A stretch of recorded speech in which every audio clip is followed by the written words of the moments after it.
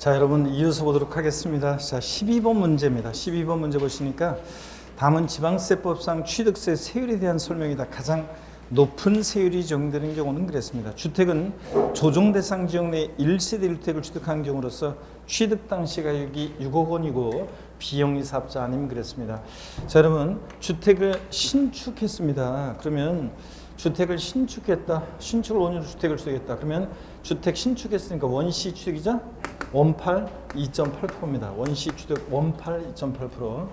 상속을 원인으로 한 주택 취득. 상속으로 취득하면 남기 어떻게 해요? 상삼팔. 농지 아니니까 농지면 상삼, 농지 아니니까 상삼팔 2.8%입니다, 여러분들.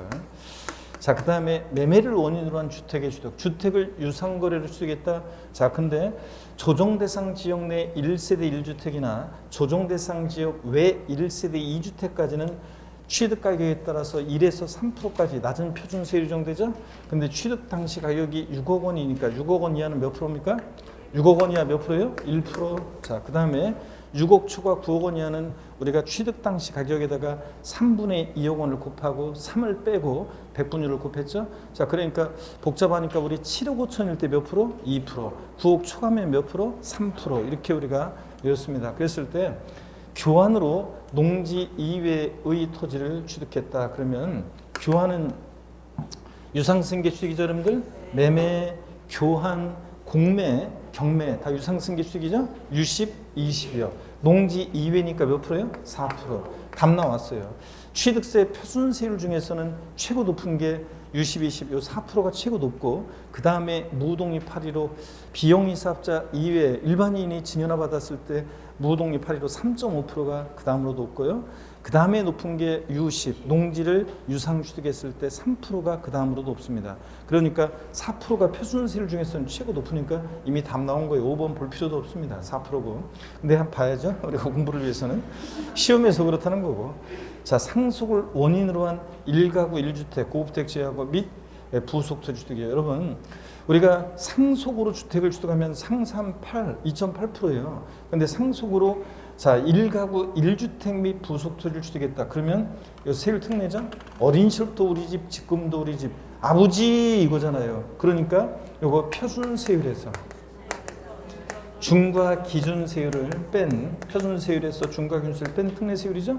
표준세율이 상속으로 주택을 취득하면 상삼팔 2.8%고 여기서 중과 기준세율 2%죠. 중과 기준세율 특례세율, 이 조정세율은 2%입니다. 그러니까 0.8%가 적용됩니다. 그래서 제일 높은 것은 여기서 4번이 제일 높습니다. 만약에 제일 낮은 걸 골라놨다 그러면 요거죠? 0.8%가 제일 낮은 거고요. 이게 제일 낮은 거 골라라 그랬으면 여기서는 요 0.8%가 제일 낮은 거였었고. 자, 그래서 4번이 정답이 되겠습니다, 여러분. 자, 그 다음에 13번 문제 보겠습니다. 다음은 13번 문제를 보니까요. 하여튼 3번 문제를 12번도 많이 틀리셨고 13번 문제를 많이 틀렸는데 다른 곳에서도 이 13번 문제를 많이 틀렸어요, 여러분들이.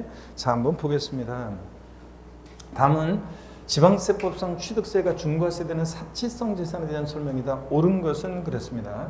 먼저요, 별장, 골프 연습장, 고급 오락장, 고급 선박, 고급택은 사치성 재산에 해당한다. 또 나왔네 이거. 틀렸는데 뭐 때문에 틀렸습니까? 자, 그렇죠, 여러분들. 우리가 골프 연습장, 골프 회원권은 사실상 아니에요. 골프장이지. 회원제로 운영되는 골프장을 신설, 증설할 때 사실상 재산으로서 중과세입니다. 골프장은 참고적으로 단위가 수천억짜리다 보니까 매각이 쉽도록 하기 위해서 승기 취득할 때는 중과세 한다는다? 안 하고 원시 취득할 때, 신설, 증설할 때 중과세입니다. 어떻든 간에 지방세에서 사치성 재산은 별장, 골프장, 고급락장, 고급선박, 고급택입니다. 그 다음에요, 2번 고급오락장을 취득한 자가 취득일로부터 30일 이내라고 되어 있는데 여기다 만자를 붙이면 만자 들어가 있습니까? 여러분들은 만자 안 들어가 있어요? 30일 이내에 만자를 붙입니다. 만자를 붙이세요. 만자가 분명히 내가 분명히 집어넣은 것 같은데 또 안 돼 있구나 또. 만자를 들어갑니다. 30일 이내에만 그래야지 논란의 소지가 없어요. 만자를 붙입니다, 여러분들. 30일 이내만 고급학장이 아닌 용도로 고급학장이 아닌 다른 용도로 사용하기 위해서 용도 변경세에 착공하거나 다른 용도로 사용할 때 중과세하지 않는다는데 맞습니까 여러분? 자, 취득세에서 며칠 나왔다. 무조건 며칠입니까? 60일이지. 딱 하나 예외가 있습니다. 여러분 딱 하나 예외가 있는데 국가나 지자체 등이 매각했을 때 매각 통보만 자 며칠 내? 30일. 국가 지자체는 헷갈릴 리가 없으니까 그거만 30일이고 나머지 취득세는 우리가 신고할 때 납세문자가 신고할 때는 무조건 취득세는 며칠 나왔다. 며칠? 60일입니다. 그래서 이거 60일입니다. 30일 틀렸고요. 고급 오락장뿐만 아니라 고급 주택도 그래요. 고급 주택을 취득한 자가 그 취득한 날부터 60일 이내에 자 고급택이 아닌 용도로 사용하거나 용도 변경세에 착공했을 때 중과세하지 않고요. 어차피 고급택이나 고오락장을 쓸 거 아니니까. 사치성 재산은 과세 표준의 표준세율의 100분의 400을 한 세율을 적용하여 중과세한다는데 바로 표준세율의 4배예요? 아닙니다. 표준세율과 중과 기준세율, 이 중과 기준세율의 몇 배요? 4배, 4배. 자, 100분의 400, 4배를 합한 세율입니다. 4배를 합한 세율로 중과세합니다. 바로 그냥 표준세율이 4배가 아니에요, 여러분들. 얼핏 보면 이게 또 실수하기 좋은데 표준세율이 바로 4배가 아니라 표준세율에다가 중과 기준세율 몇 배? 4배 합한 세율입니다. 자, 그래서 틀렸고요, 여러분들. 자, 표준세율이 바로 4배가 아니라는 거. 자, 계속 이어서 보시면 4번 지문입니다. 고급 주택의 가입 요건은 취득 당시 시가 표준액이 얼마요? 올해 고급택의 가입 요건이 개정이 되는데 고급택의 가입 요건 취득 당시 시가 표준액 얼마?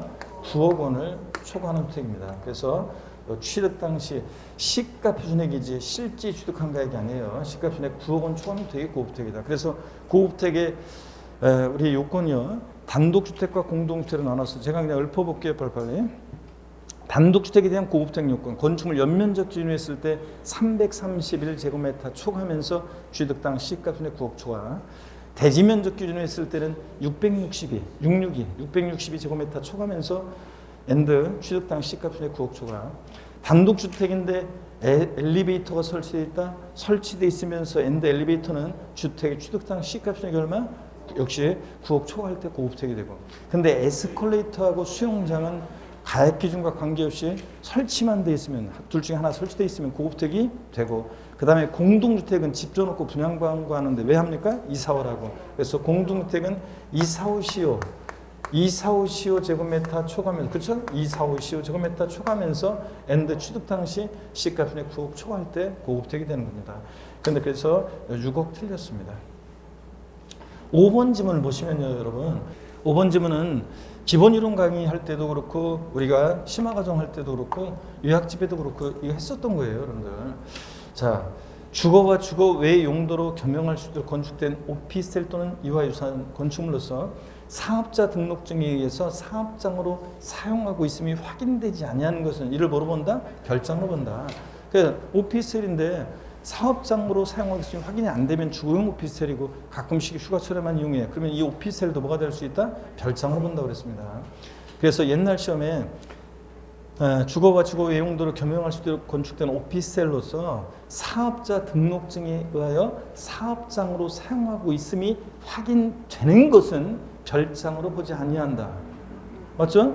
사업자 등록증에서 사업장으로 사용하고 있음이 확인되는 것은 별장을 보지 않는다. 사무용 오피스텔이니까 별장을 보지 않는다. 맞죠? 반대로 이렇게 나온 적도 있고요. 자, 이거 맞습니다. 그래서 주거용 오피스텔이니까 별장으로 봅니다. 그래서 물론 이제 말이 좀 생략되어 있지만 원래 이렇게 그냥 돼 있어요. 그렇기 때문에 이렇게 알아둡니다. 5번 정답이고요. 그 다음에 14번 문제를 보겠습니다. 여러분 14번 문제를 보시면 14번 문제. 다음은 부동산 등기에 대한 등록연회세를 설명한 것이다. 이에 대한 내용으로 틀린 것은 그랬습니다. 14번 보니까 잘 맞히셨습니다. 등록연회세 세액이 6,000원 미만인 경우는 얼마요? 6,000원 징수합니다. 등록연회세는 최저한세 규정이 있죠. 면세점 소액징수 면제 규정이 없고 등록연회세 세액이 그 밖의 등기 세율보다 적을 때는 그 밖의 등기 세율을 정한다. 그 말은 그 밖의 등기가 말소 등기, 변경 등기고 건당 6,000원이니까 그 6,000원보다 적으면 얼마? 6,000원 즉 징수한다 그런 얘기입니다. 6,000원 미만은 징수하지 않는다 이러면 틀려요. 면세점 소액징수 면제 없기 때문에 최소한 6,000원 받겠다. 그래서 등록면허세 세액 계산했더니 4,500원 계산됐다 얼마? 6,000원 받습니다. 이번 같은 등록에 관계되는 재산이 둘 이상의 지자체에 걸쳐 있어서 등록면허세를 지자체별로 부과할 수 없을 때 소재지별로 안 분한다 그랬는데, 자 맞습니까 여러분? 우리 취득세가 소재지별로 안 분이지. 그죠 여러분들? 등록면허세는 한 곳에 몰빵합니다. 등록관청 소재지요. 등록면허세는 등록관청 소재지입니다. 등록관청 소재지. 그래서 우리가 둘 이상의 지자체에 해당할 때, 둘 이상의 지자체에 해당할 때 납세지요. 지자체에 해당할 때 납세지를 한번 보겠습니다. 해당할 때 납세지를 보시면 취득세랑 비교해서 정리해 두셔야죠. 등록면허세는 납세지가 별거 아닌데도 시험에 자주 나오고 작년에도 정답지로 나왔고 그전에도 여러 번 자주 나오고 있습니다. 납세지를 항상 정리해 두셔야 되는데, 취득세는 둘 이상의 지자체에 해당한다. 아까도 봤지만 소재지별로 어떻게 합니까? 안 분합니다. 자, 소재별 안분 계산해서 각각 납세지로 하는데, 어떤 토지가 서울특별시 송파구, 경기도 성남시에 걸쳐 있는 토지를 취득할 때요. 면적 비율로 나눠요? 시가 표준액 비율로 나눠요? 시가 표준액 비율로, 시가 표준액 비율로 안분해서 각각 납세지로 합니다. 근데 등록면허세요. 어떤 건물을 신축했는데 서울특별시 강동구하고 경기도 하남시하고 경계선상에 걸쳐있는 건물을 신축했다. 소유권 보존 등기 신청을 어느 등기소에 할 것이냐. 공시법에서 보면 직근 상급법원장에 관할 지정받은 등기소예요. 예를 들어서 하남 등기소를 관할 지정받으면 그 등기소가, 즉 등록관청에 소지하는 경기도에 등록면허세를 납부하라 그런 얘기입니다. 등록면허세는 등록관청 소재지요. 등록관청 소재지. 그래서 취득세랑 이렇게 뒤바꾸는 걸 주의합니다. 등록면허세는 등록관청 소재지고요. 자, 이렇게 해서 2번이 여러분 틀렸습니다. 정답이고요. 3번 취득세에서 중과세되는 사성재산의 경우에 등록면허세는 사성재산에 대한 중과세 규정이 있어요 없어요? 없습니다 여러분들.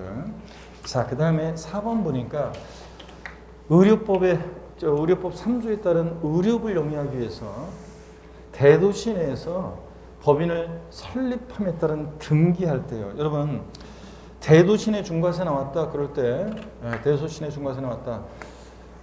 등록면허세는 대도시 내에서 법인 설립 등기하거나 지정분사무소 설치 등기하거나 대도시 바깥에서 내로 전입 등기만 하는 건데요. 그럴 때 등록면허세는 표준세율의 3배로 중과세합니다 원래. 근데 다만 취득세나 등록면허세에서 대도시 내 중과세 나왔다. 그러면 이 대도시 중과제 업종에 해당하는지 꼭 확인하셔야죠. 그래서 의료업이요, 은행업, 유통업, 첨단업종, 사회간접자본시설업, 의료업, 할부금융업, 이런 대도시 중과제 업종 34가지가 있는데 이런 것들은 중과세 한다 안 한다? 안 합니다. 그래서 대도시 내에서 의료법 규정에 따른 의료업을 영위하기 위해서 대도시 내에서 법인 설립 등기하는 법인이 그 등기로부터 2년 내 업종 변경이나 업종 추가 없을 때 등록면허세 중과세 한다 안 한다? 안 한다는 거 꼭 알아둡니다 여러분들. 자, 이런 경우에 의료업에 대해서도 법인 설립 등기할 때 표준세율의 3배로 중과세한다. 틀립니다. 취득세는 대도시 내에서 법인 설립 등을 하면서 대도시 내에 있는 부동산을 취득하는 거고, 등록면허세는 설립 등기만, 전입 등기만, 설치 등기만 하는 거고요. 하여튼 대도시 중과제 업종인지 꼭 확인하셔야 됩니다.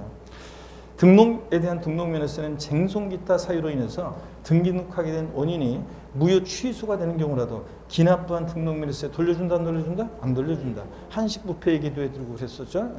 등록면허세는 형식주의 명의자가 세율칙이 정되기 때문에 얘가 등기할 만한 실적 권리가 있냐 따져요 안 따져요? 안 따져요. 절차만 정당하게 등록이 이루어지면 이미 납부한 등록면허세에 영향을 미치지 않습니다.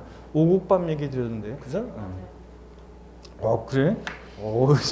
그래서 한식뷔페가 제가 그 사장님이 오국밥 어떤 애로 좋다고 해서 오국밥 거기 3분의 2 먹고 3분의 1 남았는데 오국인지 세봤죠? 막 아무리 세봐도 진짜 사국밥이잖아요 하면서 돈 미리 낸 거 돌려달라고 막 하고 이러면 안 된다 그랬잖아요. 자, 그런 거 떠올리시고.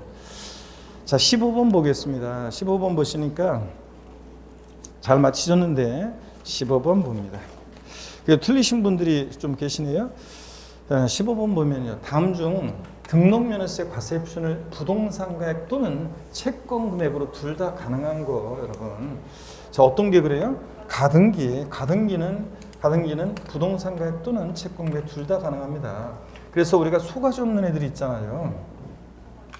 소유권에 관한 등기, 가등기, 지상권 설정 등기요. 자, 그래서 소가지 없는 애들, 소유권에 관한 등기나 가등기, 그 다음에 지상권 설정 등기요. 이 소가지 없는 애들. 자, 봅니다. 머리 글자를 따서 우리가 소가지 없는 애들 꼭 등록명세 과세표준을 뭘로 하려고 소가지 부린다?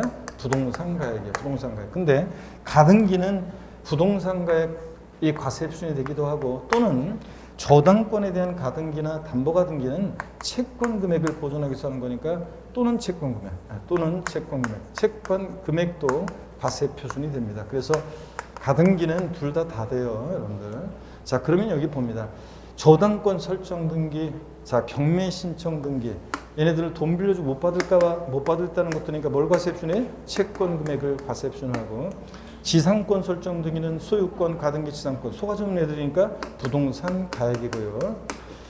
자, 그 다음에 가처분 등기는, 자, 가처분 등기, 가압류 등기, 이런 것들. 돈 빌려주고 못 받을다는 것들이니까 저당권, 경매 신청, 가처분, 가압류 등기 같은 이런 것들은 뭘 과세 표준하고? 채권 금액이에요. 작년에도 시험 문제 정답 지문이 가처분 등기 요거 부동산 가액의 1,000분의 2의 세를 정한다고 바꿨고, 가압류 등기 또 부동산 가액으로 바꿔서 나온 적이 있습니다. 저당권, 경매 신청, 가압류 가처분 등기는 뭘 과세 표준한다? 채권 금액이고, 둘 다 되는 것은 가등기입니다. 얘는 부동산 가액 또는 채권 금액 다 됩니다. 그래서 15번, 4번이 정답입니다. 16번 문제를 보십니다. 16번 문제 잘 맞추셨는데 다음은 등록면허세에 대한 설명이다. 틀린 것은 그랬습니다. 1번에요. 임차권 설정 등기에 대한 등록면허세 납부문자. 자, 설정 등기는 누가 납부문자입니까? 설정 등기권자예요. 설정 등기는 권자입니다. 설정 등기는 권자. 그래서 권자니까 임차권자는 임대인이에요, 임차인이에요? 임차인이지. 임차인이 납세문자가 됩니다. 설정 등기는 권자, 말소 등기는 설정자. 그래서 임차권자는 임차입니다. 그래서 틀린 것은 1번이죠. 그 다음에 2번 보니까 등록면허세를 법정 신고기한 내에 신고하지 아니한 경우에요. 아니했더라도 납부를 이행하고 등기한 경우에는 신고하고 납부한 것을 보아서 무신고 및 과소신고가산세를 적용하지 않는다는 거. 이거 신고의제죠. 등록면허세 신고의제 단골로 나오는 거예요. 자, 작년에도 나왔고, 등록면허세를 법정 신고기에는 신고하지 않았는데 등록하기 전까지 납부를 한 경우에 신고하고 납부한 것으로 보지만 무신고나 과소신고가산세 적용한다 그러면 틀려요. 또 그 다음에 깎아준다 그러면 틀려요. 신고한 것으로 보기 때문에 무신고 과소신고가산세는 징수하지 않습니다. 등록면허세는 도, 구가 과세유체죠. 도세고 구세고. 특별자치도와 특별자치시는 제가 생략했고요. 대한민국 정기한 등록의 과세는 외국정부 등록은 우리도 어떻게 하고? 과세하고요. 비과세지만 우리도 어떻게 하고? 비과세하고. 국가 간의 상호주의 정도니까 당연합니다. 5번 유상으로 인한 소유권 이전 등기세율은 1,000분의 20, 60, 20이요. 우리가 등록면허세 소유권에 관한 등기만 할 때, 소유권 보존 등기만, 이전 등기만 할 때 취득을 원인으로 하지만 예외적으로 등록면허세가 부과될 때 등록면허세 세율, 소유권에 관한 등기, 과세 표준은 다 부동산 가액, 소가지 없는 애니까 부동산 가액인데 세율이요. 어떻게 였냐? 잘 보세요. 소유권 보존 등기 등록면허세 세율 어떻게 했어요? 보8. 보8로고도 짝퉁도 보8 1,000분의 8.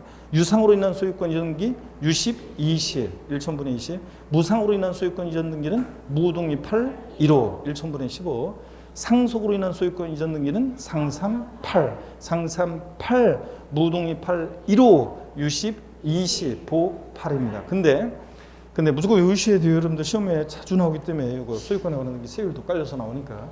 근데 여러분 주의할 것은 유상으로 인한 소유권 이전 등기는 60, 20 1,000분의 20인데 무조건 뒤에 거죠.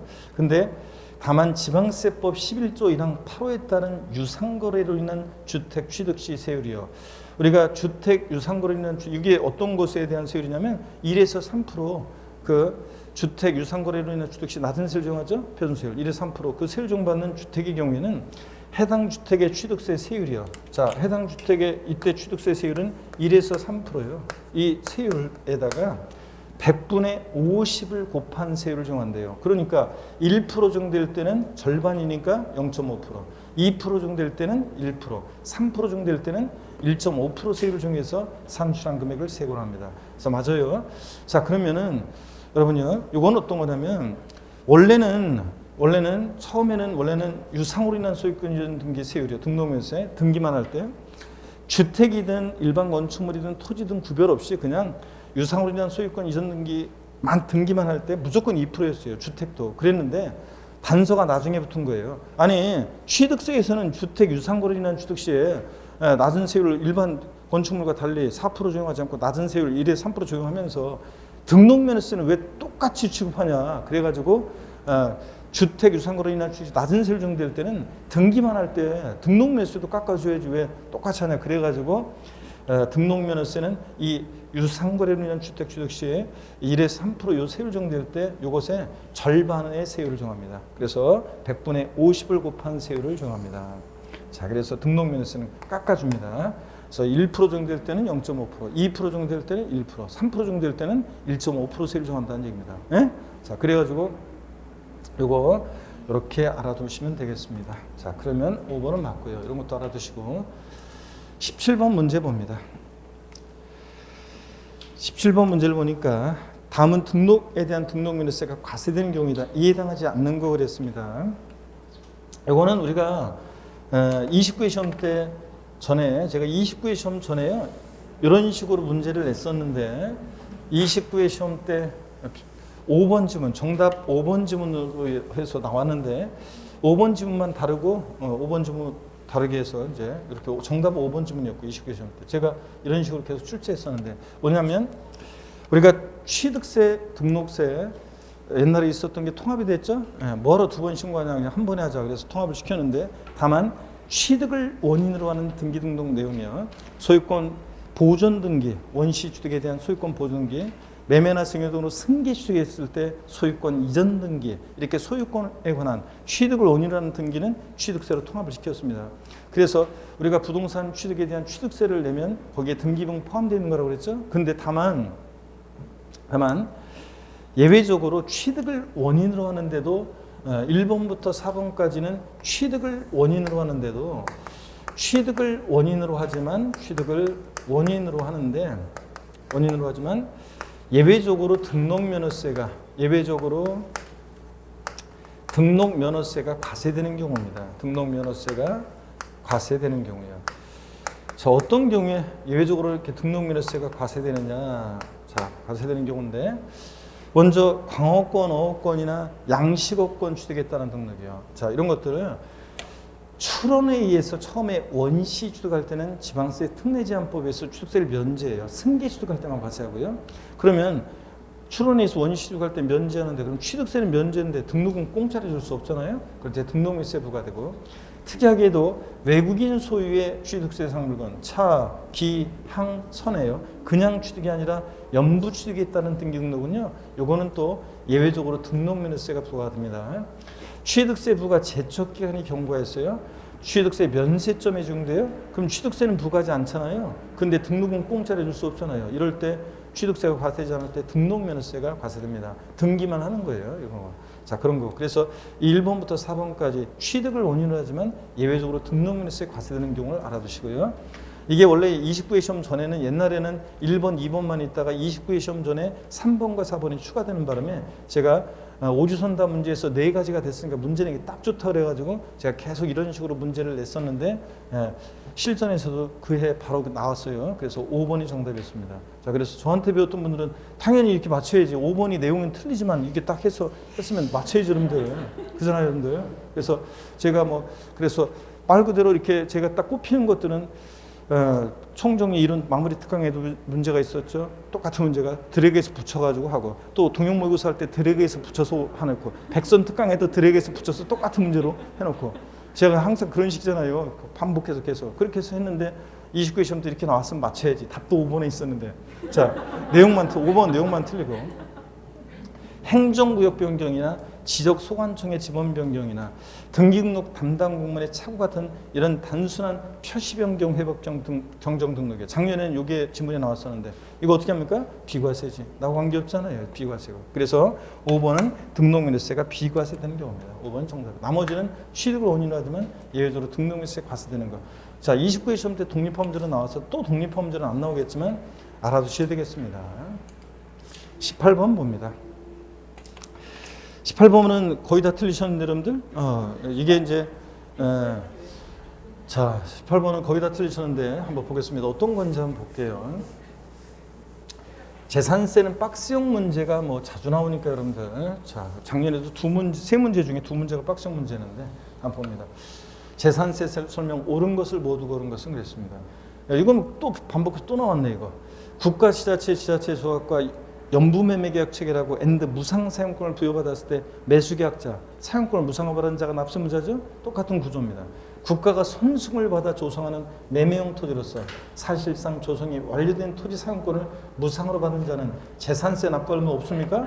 아닙니다. 이 사용권을 무상으로 받은 자가 얘가 납세무자가 됩니다. 얘가 납세무자가 되고 그 다음에 니은번입니다. 니은번 같은 게 이제 낯선데요. 제가 이제 이거 심화 과정 할 때 살짝 보고 요약집 강의할 때 살짝 봤던 거예요, 여러분들. 우리가 살짝 봤던 건데 지방세법 또는 관계법령에 따라 재산세를 경감할 때는 과세표준에서 경감 대상 토지의 과세표준액의 경감 비율 가로안에 비과세 또는 면제의 경우는 이를 100분의 100으로 본다를 곱한 금액을 공제하여 세율 정한다는데 맞습니다. 경감되는 걸 빼고 적용하는데 이게 개정이 되는 건데 이게 개정세법 내용인데요. 이게 이제 작년 개정세법 올해 개정세법 내용인데 어떤 게 개정이 됐냐면 이 가로안의 내용이 추가가 됐어요.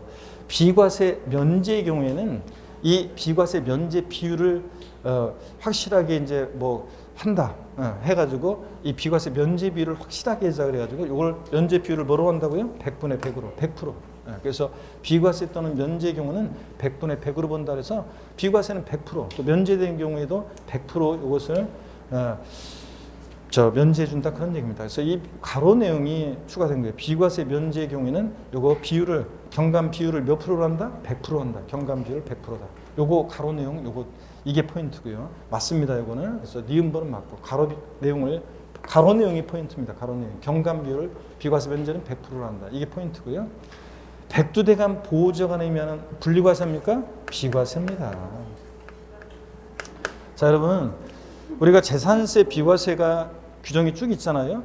다른 재산세 비과세는 뭐 국가 등에 대한 비과세, 또 국가 지자체 지자체조 1년 이상 공용 또는 공공용의 상환 재산 무상 사용할 때 비과세, 유료로 사용하면 과세하는 거. 그다음에 또 통제보용 내에 있는 토지 비과세인데 단 전답과수 및 대지는 과세하고 또 자연공법에 따른 공원제한 보존지구 안에면 비과세고 환경지구 안에면 분리과세하지만 보존지구 안에면 국립공원, 도립공원 같은 데는 보존지구 안에면 비과세고 행정구역으로부터 철거명받은 주택이나 건축물 때려부술 거니까 비과세. 단 대지는 과세. 이런 것들은 시험에요. 그리고 또 28개 토지목 중에서 비과세되는 6개 지목. 도로, 하천, 제방, 국어, 유지, 묘지 뭐 이런 거 다 시험에 다 나왔었어요. 다 뭐 한두 번씩 몇 번씩 또 아니면 최소한 한 번이라도 다 시험에 나왔는데 여태까지 희한하게요. 그 비과세 그 규정 중에서 유일하게 한 번도 시험에 언급이 안 된 게 어떤 거냐? 이거예요. 백두대간 보호자관이며 왜 백두대간을 소홀히 하는 거야? 진짜. 아니 이 중요한 백두대간 사람들이 다 맞출까 봐 그런 거야? 아닌데 그것도. 자, 이 백두대간을 왜 소홀히 하는지 이 백두대간 지역 보호자관에 임해 있죠? 이것만 한 번도 안 나왔어요. 아 진짜 그러니까 올해 요번에 4주차에서는 구석구석에서 이런 것도 한 번씩 보고 가라 그런 얘기입니다. 자, 그래서 백두대간 보호자관에 임해 분리과세한다고 바꿀 수 있어요. 아니 그보다 비과세입니다, 여러분. 잊어먹지 않겠죠, 여러분들? 자, 이렇게 해서 정답은 2번이고요. 19번 문제 보겠습니다. 19번 문제요. 19번 문제 잘 맞추셨는데 다음은 지방세법에 의해 재산세에 대한 물납과 분할 납부를 설명한 것이다. 이 중 틀린 것은 그랬습니다. 먼저 보시면 납부세액이 1천만 원 초과하는 게 뭐 우리가 재산세, 물납과 분할납부, 또 전체적인 물납과 분할납부 계속 문제를 통해서 우리가 자세히 봤습니다. 이 물납과 분할납부는 독립한 문제로 나오기도 하지만 종합 문제 속에서도 잘 나오고 그래서 작년에도 언급이 됐고요. 그래서 이 물납과 분할납부는 항상 제가 자세하게 이렇게 여러 각도에서 지금 문제로 보고 있습니다. 공부했는데 이번엔 재산세에 관한 내용입니다. 납부세액이 1천만 원 초과하는 경우에 납세의무자 신청을 받아 물납을 허가할 수 있으며, 그렇죠 여러분들? 물납은 납부할세 얼마 초과할 때? 1천만 원 초과할 때. 납세의무자 신청을 받아, 그렇죠? 과세권자 알아서 인정해 주는 거 아니고 우리가 신청을 해야 되고, 또 물납 허가받아 할 수 있습니다. 그렇죠 여러분들? 자, 그래서 허가받아 할 수 있고요. 물론 과세관할 구역 내 부동산에 한해서 허가받아 할 수 있는데 그건 이제 2번 지문에 나오는 거고, 분할납부는 재산세 납부할세가 얼마예요? 250만 원 초과할 때 분할 납부할 수 있습니다. 납부할세의 일부를 납부기한 지나서 2개월 내요. 자, 그러면은 물납과 분할 납부 기준금액 비교하시고요. 물납은 1,000만 원 초과할 때, 분할 납부는 250만 원 초과할 때요. 2번입니다. 관할구역에 관계없이 부동산으로만 물납할 수 있으며, 그래요? 틀렸습니다. 관할구역에 관계없이 아니고 해당 지자체 과세관할 구역 내, 관할구역 내에 부동산에 한해서만 물납할 수 있습니다. 다른 시군구 관할구역 내 부동산은 안 되죠, 여러분들? 그래서 앞동네 틀렸고요. 그 다음에 물납과 분할납부 하려는 자는 법령이 정하는 서류를 갖추어서 그 납부기한 10일 전까지 관할하는 납세에 관한 시장구청장에게 신청해야 한다 됐습니다. 틀렸습니다, 이거. 왜 틀렸어요? 뭐가 틀렸어요? 뒷동네도 틀렸단 말이지. 왜 틀렸냐고. 자, 여러분. 물납은 10일 전까지 신청해야죠. 관리처분상 적당한지 부적당한지 판단해야 되니까 10일, 5일, 10일, 5일 납부기한 10일 전까지 신청하고 신청받은 때부터 5일 이내에 과세권자는 허가 여부를 서면으로 통지해 줘야 되고요. 불허가에 따라서 그대로 끝나는 거 아니고 과세관할 구역 내 물납이 가능한 다른 부동산으로 물납 이거 변경해서 신청할 수도 있고요. 그렇죠? 근데 왜 틀렸냐면 분할납부 때문에 틀렸어요. 이 분할납부는 그냥 납부 기한 내에만, 분할납부는 납부 기한 내에만 신청서 제출하면 돼요. 이건 남원에게만 하면 되니까 납부 기한 내에 신청서 제출하면 됩니다. 이런 거 공부했어요. 주의하라고. 납기가 만약에 7월 16일부터 7월 31일까지다 그러면 물납은 관리처분상 적당한지 부적당한지 판단할 시간적 여유가 필요하니까 납부 기한 10일 전까지, 기한 10일 전까지 신청을 해줘야 됩니다. 자, 10일 전까지 신청을 해줘야 되고, 물납 신청이요. 근데 분할 납부는 그냥 나눠내기만 하면 되는 거니까 납부 기한 내에만 이렇게 분할 납부는 신청하면 됩니다. 납부 기한 내에 분납을 신청하면 돼요, 여러분들. 자, 그래서 이렇게 하면 됩니다. 10일 전까지 신청해야 한다면 틀려요, 분할 납부는. 자, 그래서 앞동네, 뒷동네 이게 다 틀린 거예요. 자, 이렇게 해서 확인하시고, 정답은 2번이 되겠습니다. 3번 보시면 시장구청장은, 그러니까 여러분들 해설 강의를 항상 또 잘 들으시고 그래야지 관련한 것을 다시 한번 저랑 같이 복습하고 제 음성을 들으면서 이렇게 하는 게 중요하죠. 그래서 그냥 문제만 풀고 질문하는 사람들이 있어요. 강의를 안 듣고, 시간이 없다고 강의를 안 듣고 문제만 혼자서 풀다가 잘 모르겠으면 그냥 질문을 해요. 이러면 안 된단 말이죠, 여러분들. 자, 그러면 안 되고 강의를 들어야 되는데. 자, 3번입니다. 시장구청장은 분할납부 신청을 받았을 때는 이미 고지한 납세고지서를 납부기한 내 납부할 납세고지서가 분할납부기한 내 납부할 납세고지서로 구분해서 수정고지 당연히 해줘야 되고요. 그렇죠, 여러분들? 자, 그래서 그런 얘기고 계속 이어서 봅니다. 4번 보겠습니다. 물납 허가를 받은 4번 보시니까 4번, 2번 정답이고 4번. 물납 허가를 받은 부동산을 법령이 정한 바에 따라 물납했을 때는 당연히 납기 내에 납부한 것으로 봐줘야죠. 금전 납부 원칙으로서 예외로서 내는 거니까 당연히 납기 내에 납부한 것으로 봅니다. 근데 5번 지문 봅니다. 물납 부동산을 평가하는 경우에 시가로 보는 가액이 2 이상인 경우에는 재산세 과세 기준으로부터 가장 가까운 날에 대한 가액으로 한다. 그렇죠, 여러분들? 자, 이것도 말하면 우리 물납하는 부동산의 평가는요. 물납 부동산의 평가는 과세 기준일 6월 1일 과세 12월 31일로 바꿔 나온 적도 있는데 아니고 과세 기준일 6월 1일 현재 시가로 평가해요. 물납부동산의 평가는 이때 시가라는 게 토지 건축물 주택은 시가 순액을 의미하고요. 그런데 이 과세 기준일 6월 1일 전 6개월 내 기간 동안에 만약에 이때 공매나 감정가액에 뭐 감정받은 감정가액이 있다 그럼 이런 거. 공매나 경매의 경우는 공매 경락가액, 수용의 경우에는 뭐 보상금액 뭐 이런 것들이 있으면 이런 것들을 시가로 볼 수도 있는데 다만 과세 기준일 6월 1일 전 6개월 기간 동안에 시가로 본 가액이 2개 이상이면 어떤 거로 하느냐? 과세 기준으로부터 가장 가까운 날에 해당하는 가액으로 평가한다 그런 얘기입니다. 이해되십니까 여러분? 한 번만 익혀두시고요. 여러분들. 됐습니다. 자, 그 다음에 우리 20번 문제로 갑니다. 20번 문제를 보시니까요. 지방세법상 재산세에 대한 설명이다. 틀린 것은 그랬습니다. 20번 문제. 자, 100% 맞으셨네? 아유, 20번 문제는 뭐 100% 맞으셨네. 자, 잘하셨고. 먼저요, 1번 재산세 과세 기준일은 매년 언제요? 6월 1일. 자, 7월 1일이요? 6월 1일이고. 자, 그 다음에 요것 때문에 다 맞으셨죠, 여러분들? 자, 다 맞아야 되고. 재산세 과세 기준은 6월 1일로 합니다. 7월이 아니고. 물납하는 부동산의 평가는 매년 12월 30일째 시가로 평가한다. 아니죠? 항상 재산세는 언제 기준으로 판단해요? 과세 기준일. 항상 과세 기준일 6월 1일 기준으로 뭐든지 판단합니다. 그래서 6월 1일이지. 6월 1일. 그래서 과세 기준 6월 1년제 시가로 평가합니다. 6월 1년제 시가로.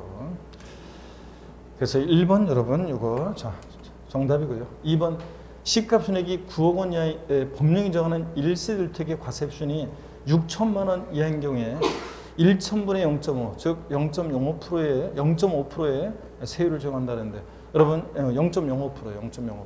자, 그러면 우리 올해 주택에 대한 주택 유상거로 인한 취득 시 자, 보세요. 주택 유상거래가 왜 나와?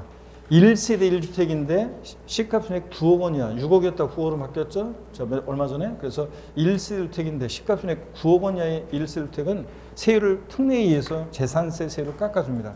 일반적인 주택은 0104 몇 단계? 4단계 초과 준수율인데 이렇게 얘네들은 0.05%부터 0.05에서 0.35%까지 0.35%까지 4단계 초과 준수율 정도입니다. 특히 자, 얘네들 과세 표준 금액이 6천만 원 이하일 때 세율이 몇 프로라고요? 0.05%입니다. 즉 1,000분의 0.5예요. 재산세 전체에서 세율이 제일 낮습니다. 이게 시가순액 9억 원 이하의 1세 주택은 이렇게 0.05에서 0.35%까지 4단계 수준수율이고 과세 표준 금액이 6천만 원 이하일 때는 0.05%라는 거예요. 꼭 기억합니다, 여러분들.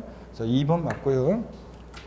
3번 보니까 철거 멸실된 건축물이나 주택의 부속토지요. 철거 멸실됐으니까 요거 자 나대리 상태고 그러니까 종합합산과세일 것 같지만 철거 멸실된 날부터 6개월 이내는 뭐로 과세한다고요? 별도 합산과세합니다. 그래서 어떤 수강생분이 어제 저한테 와가지고 그러더라고. 쉬는 시간에 와서 교수님 제가 주택이 이게 이제 철거돼가지고 지금 철거 멸실된 상태였는데 근데 재산세를 그 관할구청에서 재산세 부과하는데 그게 종합합산 대상 토지로 돼 있더래요. 그래가지고 공부한 게 생각나가지고 그 항의했더니 거기 그 공무원이 원래 그 지역에 원래는 그렇네요 그러면서 원래는 이걸 이 지역에 세금을 잘못 부과했다나 뭐 어떠다 그러면서 요거를 별도 합산으로 바꿔가지고 다시 고지서 보내가지고 한 70몇만 원인가 세금이 줄었다 그러면서 교수님 역시 공부하니까 역시 만약에 내가 이거 몰랐으면 그냥 모르고 지나갈 건데 역시 배워가지고 하니까 그냥 진짜 도움이 많이 됐어요. 그러면서 그러고 가시더라고요. 그죠? 자, 여러분 그러니까 원래는 공무원들이 제대로 했어야 되는데 공무원들도 교육을 받아가지고 이거 하셔야 되는데 이게 이제 제대로 교육이 안 되거나 그러면 숙지를 못 해가지고 법령 개정이나 이런 것들을 규정을 몰라가지고 그렇게 할 수도 있어요. 그러니까 아는 만큼 항상 그런 거 모르면 당하는 거야 항상. 자, 철거 멸실된 주택의 부속토지 철거 멸실된 날부터 몇 개월? 6개월이면 특이하게도 이거 뭐 한다? 별도 합산과세합니다. 4번입니다. 시지역의 상업지역 안에 공장용 건축물의 부속토지로서 공장 입지기준 면적 이내의 토지. 여러분 공장은 토지용 부분제 풀 때 뭘 봐요? 공장은 뭘 봅니까? 위치 면적. 시지역의 주거지역 상업지역이면 있을 곳에 있습니까? 있을 곳에 있지 않죠? 이럴 때는 공장용 건축물의 부속토지로 보지 않고 뭐로 봐? 일반 건축물의 부속토지로 봐서 기준면적 이내일 때 뭐가 된다고 그랬어요? 별도 합산되는 거. 이거 주의하라고 했잖아요. 일반 건축물의 입속 토지를 보니까 일반 건축물의 입속 토지가 기준 면적 이내면 뭐가 돼? 별도. 이거 주의하라고 했습니다. 공장이 있을 것에 있지 않을 때 시지역에 도시역 내 산업단지나 공업적 이외 주거지역, 상업지역 같은 데 있고 기준 면적 이내면 일반 건축물의 입속 토지를 봐서 뭐가 된다? 별도 합산. 별 표시해놓고 우리가 기억했었는데요. 5번 재산세액이 500만 원, 도시적분 200만 원 포함해서 인경에 재산세 부과되는 지방교육세는 60만 원이다. 그런데 우리 재산세 부가세는 재진인데 지방교육세가 20% 부과됩니다. 재산세액의 20%죠. 재산세액의 20%인데 그럴 때 이 재산세액에 도시지역분은 포함해요, 제외해요? 제외합니다. 도시지역분을 제외한 순수하게 재산세액의 20%입니다. 그러면 재산세 500만 원에 도시지역분 200만 원 포함됐으니까 500에서 200을 뺀 300만 원 순수하게 재산세액 300만 원이 20% 지방교육세 부과되니까 2, 3은 6 얼마입니까? 60만 원 맞습니다. 자, 그래서 정답은 고르기 쉬웠더라도 나머지 지문들이 다 중요합니다. 여러분들 꼭 알아두셔야 됩니다. 이게 만약에 통영 1주차였으면 제가 요 재산세 과세 기준을 7월 1일로 한다. 이걸 쏙 뺐을 건데 4주차니까 요 앞부분에 이걸 집어넣은 거예요, 여러분들. 자, 나머지 지문들이 중요하니까 잘 보셔야 됩니다. 나머지 지문들도. 21번 문제 보겠습니다. 21번 문제. 자, 다음 중 2021년 귀속 지방세법상 재산세에 대한 설명으로 틀린 것은 그랬습니다. 먼저 법인이 소유하고 있는 재산으로서 법인 장부에 의해 재산가액이 입증되는 경우에도 재산세 과세 표준은 시가순액으로 한다. 맞습니까, 여러분? 네. 재산세는 개인 소유, 보통 징수하는데 지자체장이 과표 결정합니다. 항상 재산세는 개인 소유, 법인 소유 구별하지 않고 지자체장이 무엇으로 과표 결정합니까? 시가순액으로요. 그래서 시가순액으로 과표 결정합니다. 맞고. 법인 소유 재산이라고 법인 장부상 입증되는 가액으로 한다. 그럼 틀려요. 2번 과세표준 계산 시 시가순액에다가 100분의 70을 곱하는 경우는 토지와 건축물에 한한다. 그렇죠, 여러분들? 부동산에 한해서만 시가순액이 바로 과세표준되는 것이 아니라 반드시 공정시장가액 곱하는데 토지 건축물은 몇 프로? 70%. 주택은 몇 프로? 60%.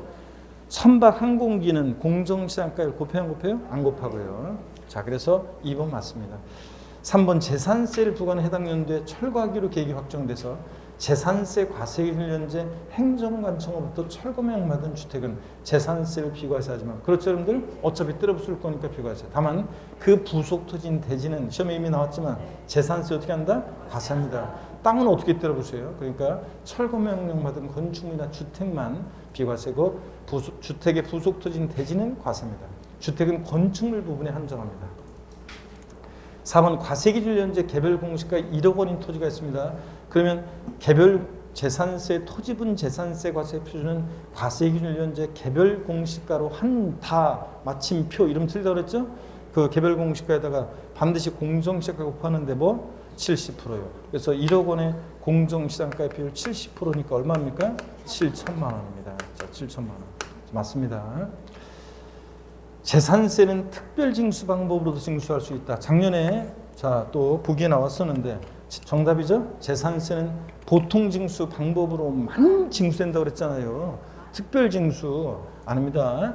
우리가 특별징수라는 거 똑같은 얘기를 국세에서 뭐라고 합니까, 여러분? 원천징수라고 합니다. 지방세에서 징수에 편의가 있는 자로 하여금 세금을 징수해서 납부하게 할 때 이 특별징수요. 네. 취득세는 특별징수되는 경우가 없어요. 등록면허세는 근데 신고납부 원칙이지만 특허청에 특허 출원했을 때 특허청장이 등록에 대한 등록면허세를 예외적으로 특별징수하는 경우가 있고요. 재산세 특별징수하는 경우 있어요? 없어요. 재산세는 보통징수 방법으로만 징수됩니다. 자, 이렇게 해서 여러분들 5번 정답이었고요. 그 다음에 21번 문제 봅니다. 다음은 중 2021년 귀속 지방세법상 재산세에 관한 설명으로 틀린 것은 그랬습니다. 22번이 죄송합니다. 22번 봐야죠. 다음 중 지방세법상 재산세 세율이 다른 것은 그런데 22번 같은 것은 당연히 여러분들이 잘 맞추셨어야 되는데 잘 맞췄네. 자, 넘어가겠습니다. 자, 이것도 틀린 분들도 많이 있었는데 딴 데서. 여러분 재산세에서 세율이요. 고급 선박 몇 프로입니까? 5%고 별장, 고급 오락장, 골프장 다 몇 프로입니까? 4%입니다. 재산세에서 우리가 자 이거는 뭐 상식처럼 그러니까 계속 제가 줘드렸던 게 고급 선박은 재산세에서 5%고 별장, 고급 오락장, 건축물이든 토지든 골프장, 토지든 건축물이든 골프장이든 건축물이든 별장, 오락장, 골프장은 몇 프로? 4%. 고급 주택은 4% 세율 정한다 그러면 틀리죠? 취득세만 중과세, 재산세, 일반 주택과 똑같이 초과 누진세율이에요. 이건 상식이죠, 여러분들. 우리가 고급 선박 5%고 별장, 오락장, 골프장 4%고 고급 주택 이거 고급 주택은 초과 누진세율이고요. 자 이렇게 해서 상식처럼 알고 계셔야 됩니다. 2번 정답이었고요. 23번 문제 봅니다. 고자갑은 2021년 6월 1년제 단독주택 별장 아니고요. 소유하고 있다. 다음은 고자갑에 대한 재산세를 설명한 것이다. 옳은 것은 그랬습니다. 여러분 납세지는 거주자의 주소지이다 그런데 여러분 국세가 거주자일 때 납세지가 주소지지. 이건 트릭이에요. 재산세는 무조건 어딥니까? 지금 주택이니까 주택 소재지요. 그 재산 소재지지. 주택 소재지지. 주소지 아닙니다. 지방세는 그 자체로 돈이 가야 되니까. 과세 표준은 과세기일 현재, 과세 기준일 현재, 개별 주택 가격이 다 마침표 이름 틀리다고 그랬잖아요. 주택의 시가 순액, 단독주택은 개별 주택 가격이죠. 공동주택은 공동주택 가격이고. 그러면 주택의 시가 순액이 바로 가순되는 것이 아니라 여기다 반드시 공정시장가별. 주택은 몇 프로? 60%예요. 단독주택이든 공동주택이든 별장이든 고급주택이든 무조건 몇 프로입니까? 주택은 60%. 곱한 금액이 됩니다. 안곱에 틀렸어요. 항상 재산세나 종부세, 과세표준 결정 시는 공정시장가액을 곱할 준비하셔야 되죠. 해당 주택이 취득세에서 중과세된 고급주택인 경우 4단계 초과누진세율 중에서 산출세율 계산한다. 고급주택 초과누진세율 맞죠, 여러분들? 고급주택 초과누진세율이에요. 재산세에서. 일반 주택과 똑같고요. 취득세만 중과세지. 그래서 정답은 3번입니다. 4번 주택 공시가격이 6억 원인 경우 세부담상한은 100분의 130이다. 자, 우리 재산세 세부담상한선 토지 건축물은 부자들이니까 무조건 150%고 공시가 관계없이. 그 다음에 주택은 서민들 관계되어 있으니까 세분화되어 있죠. 공시가격 3억 원이야. 3억까지는 105%. 3억 초과 6억이야. 6억이니까 몇 프로? 110%. 6억 초과했을 때 130%. 150% 아니라는 걸 주어야 돼요. 주택은 재산세 세부담상한선 6억 초과했어도 130이고 여기서는 6억이니까 110%입니다. 그래서 4번 틀렸고요. 5번 재산세 산출세 얘기 되는데 정확히 얘기하면 재산세 부가징수할세 얘기. 재산세 부가징수할세 얘기. 해당 연도에 부가징수할세 얘기. 여러분들은 부가징수할세로 돼 있죠? 네, 해당 연도에 부가징수할세 얘기 20만 원 이하인 경우에 9월 16일부터 30일까지 한꺼번에 부가징수할 수 있다. 그래요? 지금 주택이니까 20만 원 이하일 때 언제요? 7월 16일부터 7월 31일까지 7월 16일부터 7월 31일까지 한꺼번에 부가징수 해야 한다니고 할 수 있다. 자, 이렇게 되어 있습니다. 주택분은 원래 2번 나눠 징수하지만 자 이렇게 해서 여러분들 자 틀렸고요. 그 다음에 이어서 봅니다. 24번 문제를 보겠습니다. 24번 문제. 지방세법상 재산세 과세상 납세무자 비과세에 관한 설명으로 옳은 것을 모두 고른 것은 그랬습니다. 24번 문제 보겠습니다. 많이 틀렸네요. 24번은 네, 한번 보겠습니다. 박스형 문제 약하고만 역시 여러분들 자 한번 봅니다. 옳은 것을 모두 고른 것은 그런데요. 재산세 대상 토지에는 주택의 부속 토지를 포함한다. 그래요? 아닙니다, 여러분. 우리 재산세 대상에는요, 여러분 보세요. 재산세 대상은 토지, 건축물, 주택, 선박, 항공기 5가지입니다. 재산세 대상. 이 재산세 대상이 되는 토지는 모든 토지예요. 지적공무상 토지뿐만 아니라 사실상의 토지를 포함하는데 미등록된 토지 포함입니다. 근데 주택의 부속 토지는 제외합니다. 토지분 재산세 대상에서. 어디서 과세하니까? 주택분 재산세 대상이니까. 건축물분 재산세 대상이 되는 이 건축물에 주거용 건축물은 포함해야져요. 주거용 건축물 제외입니다. 주거용 건축물 어디서 가서 하니까 주택분지산세 대상에서 주택 그러면 주거용 건축물과 부속 토지를 말하잖아요. 주택분지산세 대상입니다.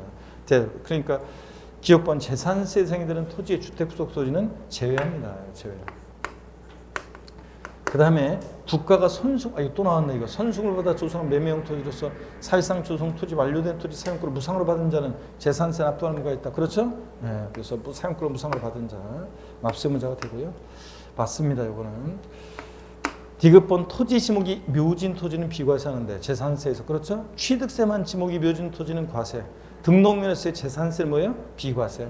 자, 지목이 묘진 토지 등록면허세 재산세 비과세인데 다만 장사 등에 관한 법률에 따른 법인묘지용 토지는 공원묘지 이거 사업용 토지죠? 그러니까 뭐 한다고요? 별도 합산과세하고 맞죠 여러분들? 네, 그래서 니은하고 디귿이 옳습니다. 그래서 정답은 4번입니다 여러분들. 그래서 많이 틀렸는데 이거 계속 반복했던 건데 왜 기억번 때문에 그런가 여러분들? 이거 기초과정에서 하는 거고 그래? 자 4번 정답이고 25번 문제 봅니다. 종부세법상 종합부동산세 과세 대상인 것은 그랬습니다. 취득세 중과 대상인 골프장 토지가 나왔다 반드시 여러분 토지는 토지 이용을 재산세 그 토지 이용 구분을 해야 돼요. 분리별도 종합으로 나눠서 별도 종합합산 대상 토지는 대상인데 분리 대상 토지는 저율이든 고율이든 종부세 대상이 아닙니다. 취득세 중과생 골프장 고급학생 토지는 토지용이 뭐예요? 고율 분리 분리 대상 토지니까 종부세상이 아닙니다. 이거 또 나왔네. 자연공원법에 따라 시정된 공원제한 환경지구안에면 뭐하고 분리과세합니다. 분리대상 토지니까 종부세상이 아니고요. 또 우리가 자연공원법에 따라 지정된 공원자연 보존지구 안에이면은 요거는 뭐하고? 요거는 비과세고요. 어떻든 간에 종부세가 아니네요. 재산세가 비과세되면 그대로 종부세도보다 비과세됩니다. 재산세 비과세 감면 규정을 종부세가 준용하기 때문에 비과세고 그래서 이거 종부세가 아니고 농업법인이 수여하는 농지요. 우리가 법인 및 단체 소유 농지는 원칙 종합합산이에요. 일반 법인이 수여하는 농지는 종합합산입니다. 그러니까 종부세가 돼요. 근데 우리가 예외적으로 분리 대상이 되는 법인 및 단체 소유 농지가 있었습니다. 어떤 게 있었어요? 종, 농, 매, 사, 농이요. 종농이는 매사에 농담만 잘한다. 종중이 수여하는 농지, 농업법인이 수여하는 농지, 매립간척한 법인이 직접 경작하는 농지, 사회복지사업자가 음성고동네 자가소비용에 사용하는 농지, 한국농어촌공사가 농가에 보급하게 수여하는 농지. 얘네들은 뭐가 돼요? 분리대상 토지니까 종부세상이 아닙니다. 이렇게 하면 또 오해가 되겠네. 분리대상 토지니까 종부세 대상이 아니고요. 그 다음에 재산세가 비과세에 적용되는 토지. 재산세 비과세 감면되면 그대로 얘도보다 비과세 됩니다. 상업지역에 소지하는 그래서 과세 대상이 아니고요. 상업지역에 소지하는 개인소유 장농지. 여러분 농지 개인소유 장농지는 위치를 봅니다. 주거지역, 상업지역, 공업지역 같은 데 있으면 있을 곳에 있어요? 있을 곳에 있지 않으니까 뭐가 돼? 종합합산 대상 토지니까 종부세 과세 대상이 됩니다. 자, 그래서 대상인 것은 5번의 정답입니다. 농지, 개인소유 장농지 위치를 보는데 있을 곳에 있지 않은 농지 종합합산이니까 종부세상이 됩니다. 자, 그리고 26번 문제인데요. 시간이 좀 돼가지고 잠깐 쉬었다가 26번 문제부터 해설을 드리도록 하겠습니다. 잠깐 쉬겠습니다.